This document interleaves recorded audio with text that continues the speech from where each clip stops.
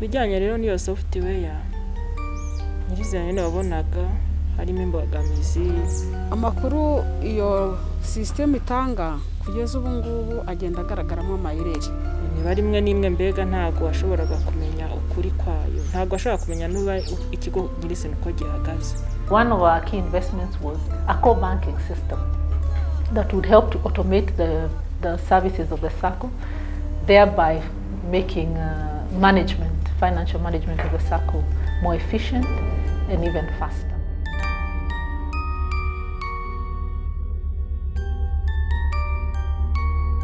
Uwo wabisinyiye akabivatinga ko bimeze neza kwiye kuba bibaza uyu munsi kuko ubwo yaba yarabeshye leta.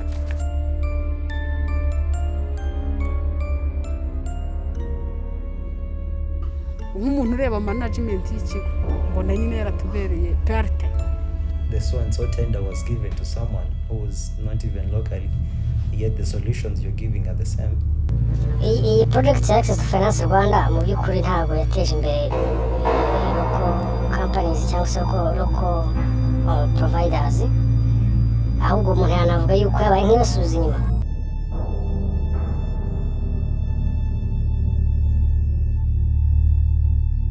Hari umuntu wagombaga gukora evaluation y'imikorere ya Access to Finance so far nyuma y'umwaka byatanze iki?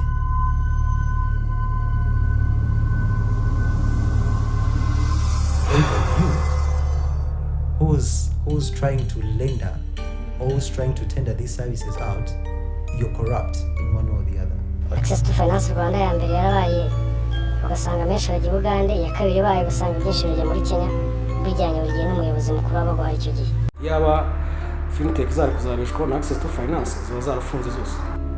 So to me I would say yes, they are corrupted.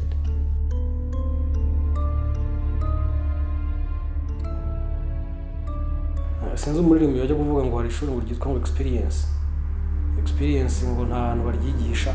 If I mentioned, for example, BK or Koje Bank or I&M or BPR, I mean, it's a general thing that is going on. Ikosa rishobora guterwa n'iyo systeme n'umukozi ukora mu kigo akaba yabigenderamo akaniba n'ikigo. Kubijyanye no kuba bavuga ngo bateje imbere ikoranabuhanga mu Rwanda ni zero nabaha kabisa.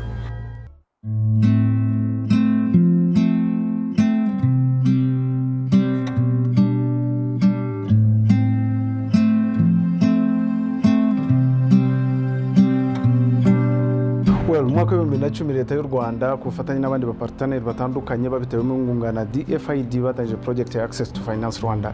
Project ya Access to Finance Rwanda yagomba gufasha guteza imbere digitalizations mu masako, ariko se nyuma y'imyaka 10 byagezweho. Hari inkuru nyinshi mwagiye mubona zibanyura mu maso zitambuka zivuga ibyiza byagezweho. Uyu munsi turagaruka ku nkuru zihariye zitigeze zigenda neza ku ikoreshwa ry'ikoranabuhanga mu masako, ndetse Access to Finance Rwanda yagombaga guteramo inkunga, ariko noneho nyuma yaho bakagenda bagaragaza ishusho nziza yuko byagenze neza kandi mu by'ukuri atari ko bimeze kuri tele.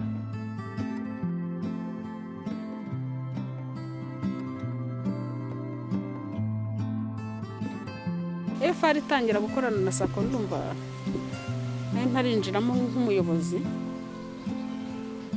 nasanze hari bisa naho MMU bari baragiranye rimwe isa naho irangira.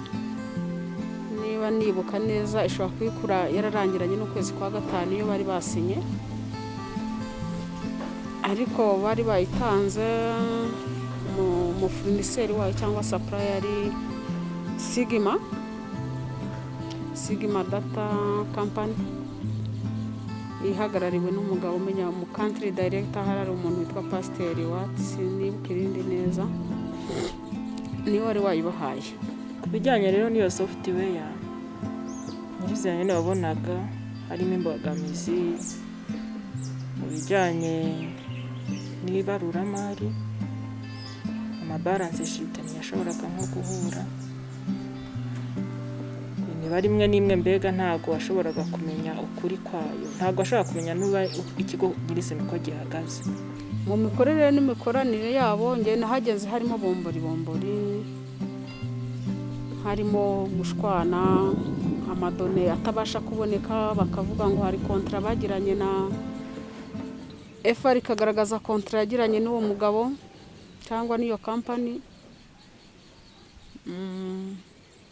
Abandi nabo bakavuga ati iyo kontra ntayo dufite, ntituzi contract management uko imeze. Waba usangaga ya software nyirayo adashaka kwirekura ngo agaragaze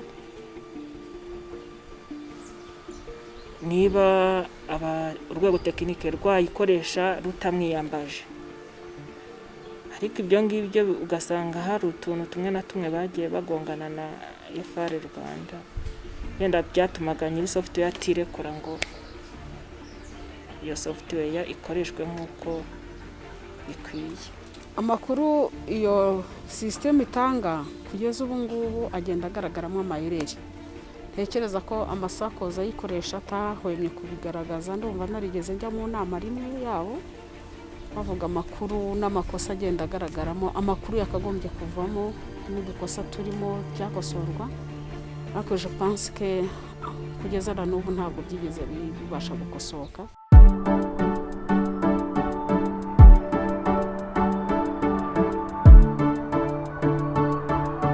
One of our key investments was a core banking system that would help to automate the services of the SACCO, thereby making financial management of the SACCO more efficient and even faster. Usanga hari amaproje manini batanzemo amafaranga kandi uno munsi utarigeze ko icyo yagenewe gukorwa.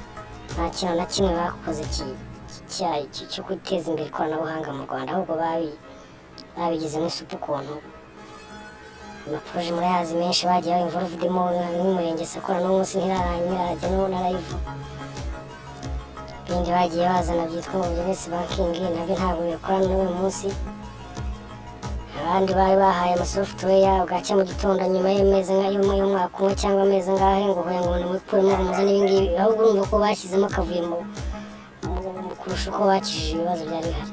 Ikosa rishobora guterwa n'iyo systeme n'umukozi ukora mu kigo akaba yabigenderamo akaniba n'ikigo. Kuko iyo urebye amakosa agaragaramo cyangwa bakubwira ngo iri ryabaye mu kanya ugahamagara umuntu ati ibingibi bimeze bitakireka nze mbihindure, y'ibintu biba manipulé n'importe comment, ubujura bushobora kubaho. Nuvuga ngo hari umuntu wagombaga gukora evaluation y'imikorere ya access to finance so far nyuma y'umwaka byatanze iki, yabona ari ntacyo bakareba icyabiteye, bamara kukimenya bakagikosora. Ntabwo ikintu gikwiye kuba kikiri mu bibazo kuri manda ya kabiri. Nibahindura imikorere, nibakore assessment, bareba aho byapfiriye bahakosora.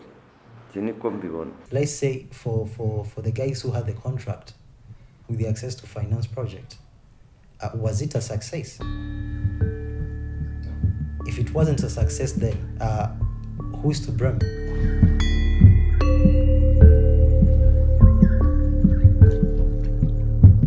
Access to Finance Rwanda yaje bakora umushinga utewe inkunga n'abantu benshi batandukanye, harimo na leta y'u Rwanda ifitemo uruhare. Bivuga ko igiye guteza imbere icyo bita access to finance. Access to finance ni ukugira ngo abantu benshi bashoboka bashobore kubona serivisi z'imari.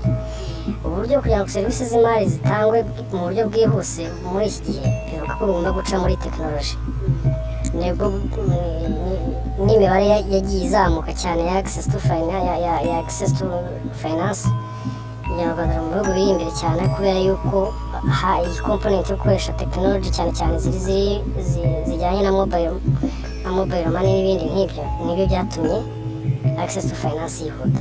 Kurikije imyaka igihe memu yasinyiwe n'iyo software yatangiriye, hakaba haragombye kuba minimum errors zakagombye kuba zaravuyemo cyangwa zaragiye zerekanwa zigakemuka. Ariko niba nabo barabonye ko software yabatanze uwayitanze atabashije kuyimonitoringa ngo itange service, maybe nkiza kuba narasomye contract nk'umufinansiye nakagombye kumenya ngo weakness irahangana ko ntazi contract yabaye hagati y'umusupplier wa software na nyiri kudufasha nka founder cyangwa nk'umusupport nk'umupartenaire wacu. ntabwo nabasha kumenya ngo ereri cyangwa pourcentage y'icyizere cy'ibyo bindi bazakora yuzaba ingana gute. nta kintu na kimwe bakoze cyo guteza imbere ikoranabuhanga mu Rwanda, ahubwo babigizemo isuku ukuntu amaporoje murayazi menshi bagiye involvedemo nk'umurenge Sakora n'umunsi ntirarajya n'ubu narayiva, ibindi bagiye bazana byitwa ngo business banking nabyo ntabwo bikora n'uyu munsi. Abandi bari bahaye amasoftware bwacya mu gitondo nyuma y'amezi y'umwaka umwe cyangwa amezi ngahe ngo mwikuremo umuze n'ibingibi, ahubwo urumva ko bashyizemo akavuye mu kurusha uko bakishije ibibazo byari bihari. Tuba dukeneye raporo itanga amakuru yose beneri ikenera muri report cyangwa ikenera muri indicators z'imizamukire cyangwa z'imikorere y'ikigo cy'imari. None ntukurure ngo usange rone uyu munsi nukurura roni zo ku itariki 13 usange zabaye hejuru, ejo ni wongera gukurura ro 13 cyangwa none uyu munsi ushaka kumenya amakuru y'ejo hashize usange bifite dismatch. Twakoreshaga manuel n'ubundi twarayirekaga tugasubira muri manuel tukareba uko tugasubira muri manuel tugakoresha uburyo buri manuel nk'ubwo twari dusanzwe dukoresha kugira ngo nyine turebe ko imibare yacu ihura, baranse shite zihura tukajya twabona gutanga raporo. Ubusanzwe iyo umuntu akoresha zera software za core banking ziba ziri quick bikakorohera kubona ibisubizo cyane ku buryo uhita ubona resulta zawe zose umunsi ukira wakrotiriye ukamenya ngo bwije mfite balance mfite inyungu mfite ibintu byose bingana buryo, ntabwo software yashoboraga kubiguhereza nk'uko bikwiye. Ese ni gute waba uri satisfait ku kintu kitaguha igisubizo?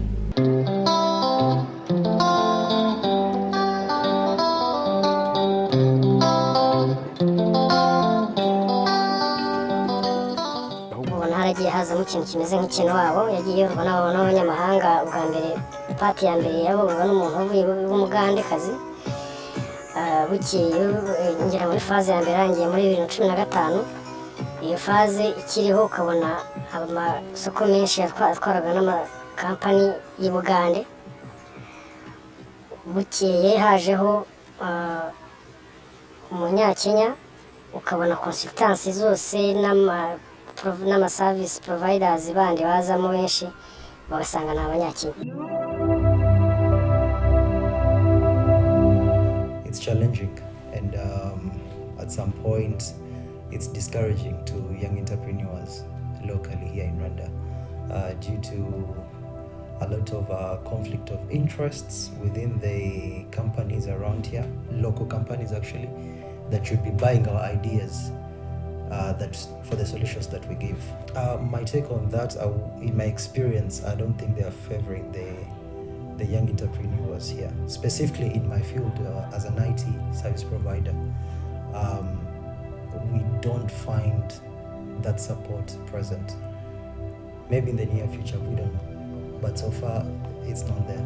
A lot of background information that we don't have actually, because we end up finding out that for example, the so-and-so tender was given to someone who was not even locally, yet the solutions you're giving are the same. So a lot goes on in the background that actually is on the... Ruswa itonesha ni uguha umuntu ikintu gishobora kuba ari ikintu gifatika cyangwa se gishobora kuba ari n'akazi, ariko hari abandi bari bagifiteho uburenganzira kumurusha, ukamuha amahirwe kurusha abandi kubera ko muziranye, kubera ikene wabo, kubera nawe ikindi umutezeho azakumarira ibintu nk'ibyo. Ubwo rero nk'aba providers b'izo technology bari bazi yuko hagiye kubaho impinduka, ko hazagurwa serivisi zabo cyangwa se product yabo agiye kubona isoko, kuko abantu bari bazikeneye, noneho bari bagize imana babonye umuterankunga wazibishyurira. ariko ntabwo ariko byagenze. Umuntu yatekereza ko ari ruswa kuko ni igitangaza kugira ngo buri gihe amakampani y'iwabo utegeka ibyo bintu ariyo ahora ari imbere mu kubona amasoko.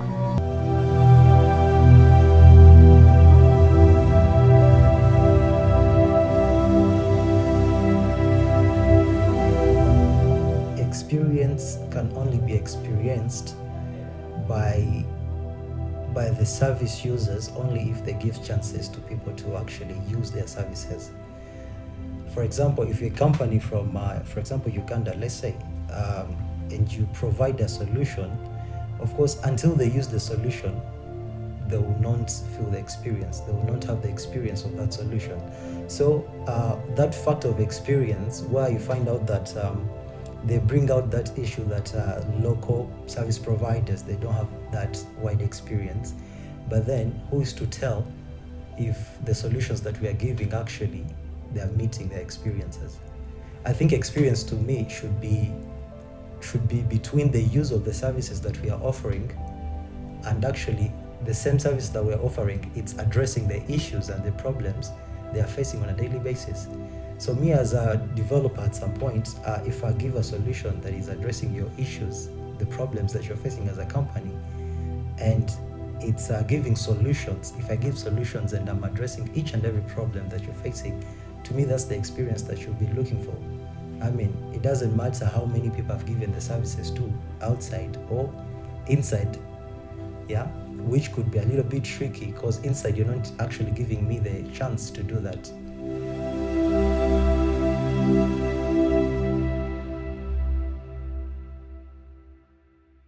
Ntabwo ndi xenophobia, sinanga abanyamahanga, ariko mba numva amahirwe ya mbere nayaha umunyarwanda, cyane cyane iyo ndi leta, kuko uwo munyarwanda niwe nshinzwe, niwe ngomba kuzamura nkamuteza imbere. Hanyuma wenda umunyamahanga akaba yaza mu kintu bigaragaye neza ko nta munyarwanda n'umwe ugishoboye, ko abanyarwanda bose haburamo ababishoboye. Ariko noneho niba batanahari, yewe aho kumuzana ngo abari bubikora, namuzana akabyigisha abanyarwanda, noneho ubwo nyine bakaba banungukiyemo ubumenyi, hanyuma bo bakabikora. Kuri gihe birambabaza cyane, kandi icyo kibazo turagifite. Kandi umunyamahanga iyo amaze no kuguhombya, nta n'uburyo bwo kumukurikirana ubona. Ikintu cya mbere kigira ahita yigendera. Muribuka amazu yubatswe i Masaka, yubatswe na kampani yo muri Kenya, bambura abantu amafaranga menshi, arangije inkiko nazo ziba ziramufunguye arigendera. Ubu ntawe uzi naho yamukura.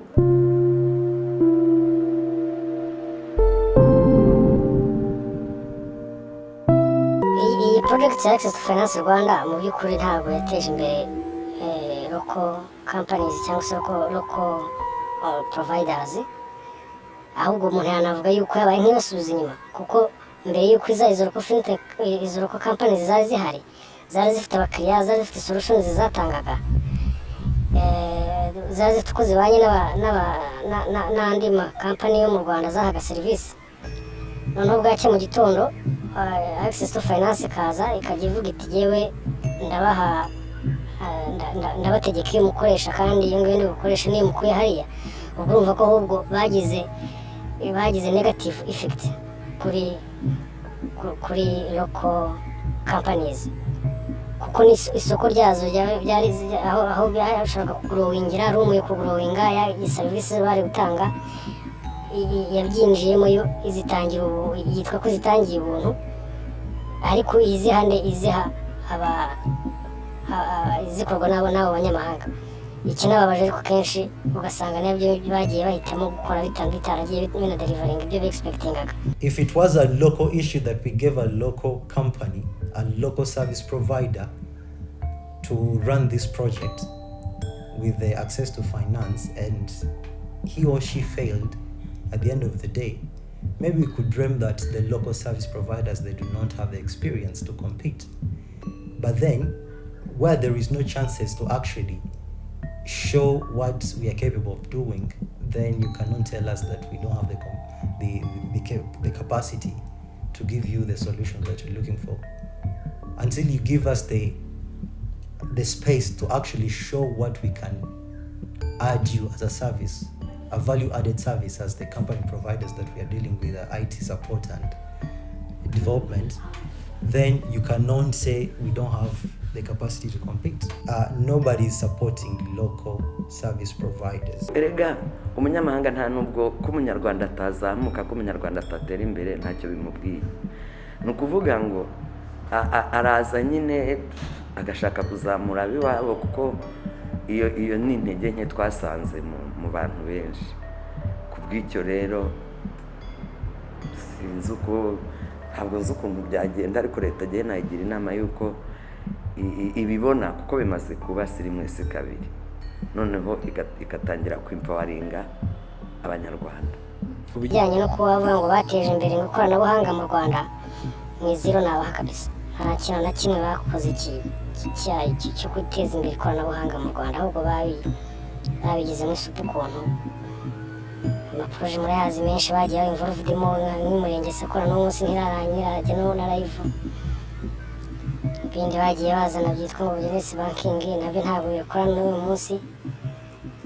Abandi bari bahaye ama software ugacya mu gitondo nyuma y'amezi y'umwaka umwe cyangwa amezi ngahe ngo hoya ngo nimupuremo muzane ibingibi, ahubwo urumva ko bashyizemo akavuye mu kurusha uko bakijije ibibazo byari bihari.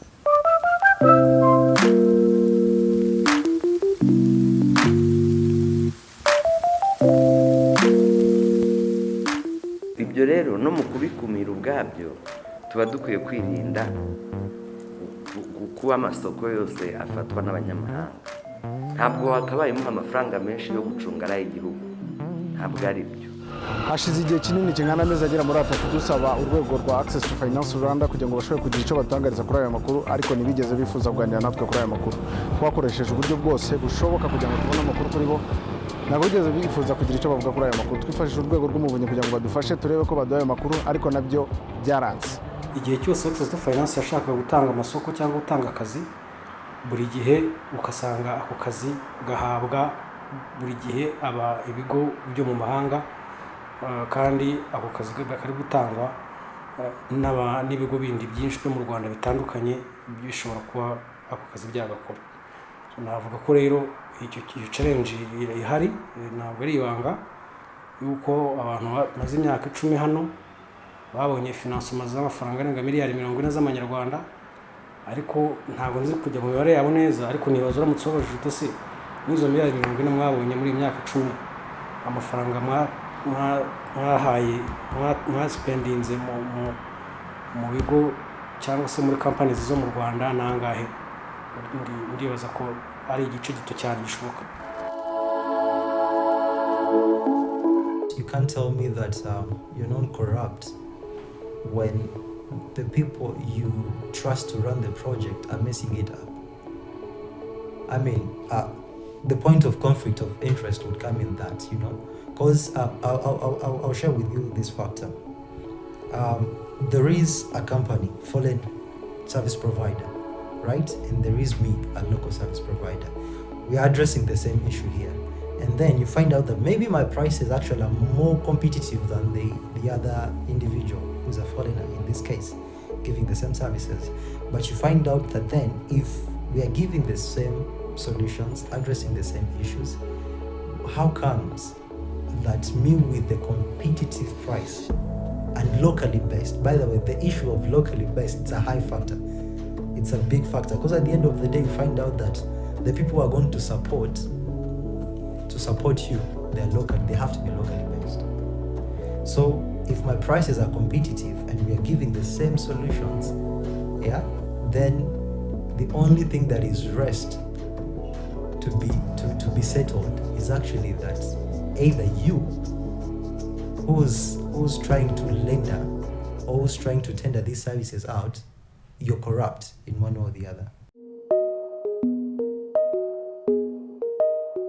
Twumva ubuyobozi bw'igihugu nk'uko burwanya akarengane na ruswa mu bijyanye n'akazi kabo, kandi avuga akazi gatangwa na leta, barakwiye kureba ukuntu bazajya banareba no mu kazi cyangwa se na ruswa ishobora kuba yaboneka mu bigo byigenga nka FI.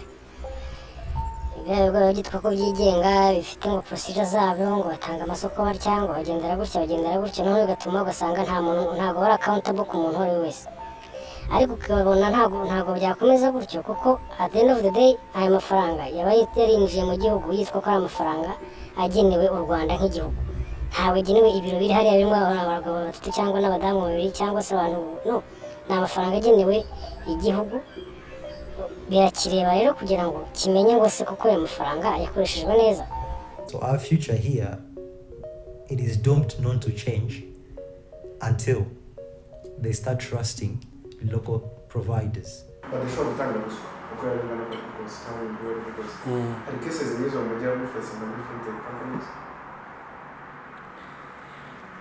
Ibintu nk'ibyo ngibyo biba bigoye kugira ngo ubonere ibimenyetso. Abantu barabivuga iyo uganiriye n'abandi ba entrepreneurs bagenzi banjye barabimbwira bakubwira bati impamvu hari akantu karakaza ntakabonye nuko ntashobora kugira akantu matanga ariko ntabwo navuga ngo hari case dufite iri documented bigaragaza. So navuga ni nk'ubuntu ni nko gukeka ukavuga uti se kuki iyo buri gihe niba muri team iri kurekrutinga kuki buri gihe hazamo abantu bo mu gihugu cyabo ngabo barimo batanga ku kazi noneho ukabona harimo ukabona kandi ni pattern igenda igaruka. ariko ngiye nk'icyo nakifuza nuko nubwo bagiye kurangiza mu project igiye kurangira icyo kibazo gikemutse sava nta kibazo. Muri MMU yigeze ibaho basinye yagaragazaga ko bagiye kubaka RAN ikaba cost ikabarwana kuri FR hanyuma ikigo nacyo ubwacyo kikagura equipment za ICT ubundi akazi kagatangira kagakorwa neza. Icyo rero ntekereza ko kitagenze neza muri execution yacyo. Ntekereza ko abantu bagiye bahana amakuru mu magambo abakozi ba FR abakozi b'ikigo ni mutangire abantu batamwitangwa ry'amasoko hazamo kundahuza uwo ikigo cyari cyahaye isoko uyubajije abari bahari barakubwira ati twebwe twavuganye nabo baratubwira ngo nidutanga isoko byihute vuba dutangire system. Muri kwa gutanga isoko uwari hawe ntekereza ko ari nawe wubakiye n'ibindi bigo byagombaga kubakirwa RAN ya SACCOs andi 3 uwo muntu niwe n'ubundi wabaye umufurniseri w'iyo RAN. Hanyuma rero twebwe ayo mafaranga baratubwira ati ni mumwishyure ntacyo tuzayabasubiza babivuga ariko mu buryo ngo buri verbal. Finalomba rero sinzi icyo ikitaraje kugenda neza ntabwo baje kuyishyura ubwo twebwe bitubibara nka perte kuko niba wari waremerewe ikintu ko uzagikorerwa twebwe turiyangaje muri iki natwe nawe wiyangaje muri iki duhurize hamwe kugira iyi project performing. Urumva twebwe twagize cost ebyiri RAN construction na ICT purchasing. Ibyo rero bisa naho byazamuye ibipimo byacu bya dépense kandi ujera institution nayo dépense ugomba kwireba ukamenya ngo ndayiminimiza gute ndagenda gute kugira ngo liquidity ratio yanjye itabasha guhungabana. Niba mwararebeye kuri economic value nk'umufinansiye bakagombye kunyereka ngo twateganyaga kubatera inkunga ya RAN tukabagura software tukabishyurira loan construction tukayibahekorera ku iyo cost tukayikavaringa. Ariko impamvu tutayikoze twasanze mwebwe nubwo mwitangiye isoko mwaritanze kuri mount iri hejuru y'aho yandi masoko y'ahandi. Icyo rero utabashije kugiprovidinga ngo kinyereke nanjye ndavuga ntese economic value habayeho gukompara kubera ko dufite amakuru atandukanye. Hari aho ibiciro biri hejuru hari abarengeje izo w'imiliyoni wenda ukaba wasigara umbwira ati quality ese niba warasanze wa muntu watanze RAN muri cya kigo nubwo aribo batangiye process y'isoko wa muntu wahawe isoko muri ya process yatanzwe na entity kuki ari we wariteninze gutanga ahandi. Icyo nacyo nkumva nacyo singisobanukiwe neza. Wenda ugasigara unsindira kuri procurement process, how the FR is involved in the procurement process. Akaba ari wenda ubwira ati wenda abatekinisiye banyu ntabwo twafatikanyije. Nigeze nakababaza ntese kugira mu mubeshuwa yuko ibyo bakoze ari byo bizafasha ya system yanyu muzaba muduhaye kudukorera. Hari umwayiti mwaba mwarigeze mwohereza nk'umwexpert uze gucekinga ibyakozwe kuri teri, even muri not included muri procurement. Ati twaramwohereje. Niba barohereje umwayiti for supervisor cyangwa for evaluate ya rani yubatswe, akavuga ko ibyo bintu ari byiza, bakamufata wa mufurniseri w'iyo construction wa muwokaza bakamujyana handi ubakira n'ahandi nk'uko babigenje. I think that bari barangije kumucuzinga as the best. Ariko finally baje kuvuga ngo ntabwo bari include muri procurement process, ayo mafaranga ntabwo twayabona. Ayo rero ngewe kuri ngewe rwose nk'umu manager, nk'umuntu ureba management y'ikigo, mbona nyine yaratubereye perte. Numva bashaka indi software ifite imbaraga, idafite ibibazo, ikindi kandi bakareka abafatanyabikorwa bakaribo bayihitira. Gukosora amakosa yakozwe ku buryo abanyarwanda babonamwo inyungu icyo bashakagamo, kuko yaje ari uko hari need, bakareba ukuntu iyo need nibura yaba satisfied cyangwa se yaba achieved nko kuri 80% nibura n'urugero. Kandi cyane cyane ibintu niba bishinga abanyarwanda ba nyirayo rwose, niba kugeza ubu batubwira ko nta bari bahari babishoboye, okay, niba bubakira ubushobozi. Icyo navuga kuri future nuko niba hagiye kubaho izindi phase zindi, abayobozi ku rwego rutandukanye baba bayo cyangwa se n'aba batera inkunga bagombye gutekereza ku kintu cyitwa sustainability. Ikigo cyangwa umushinga nk'uriya uba ufite igihe uzamara mu buzima, kugira ngo nk'ubu bazangiza phase yabo mu kwezi kwa 12 ejobundi, iyo phase ya gatatu ishobora kubaho cyangwa ntibe. Ariko abagenerwabikorwa, kuvuga abanyarwanda muri rusange n'ibigo by'imari iciriritse mu buryo bw'umwihariko, ndetse na companies zitanga service kuri ibyo bigo cyangwa zitanga service zo bijyanye na technology mu bintu bya finance, zari zihari mbere yuko iyo system finance baho zizanaguma. Ari abagenerwabikorwa bari bahari kandi bazanaguma, ari abakora akazi nabo bari bahari kandi bazanaguma. Ikintu cya mbere twifuza ni uko muri kudesigninga project mu gutaha ahantu bazajya bareba ku buryo ki bataza gusenya ibintu byari byarubatswe, bataza gusenya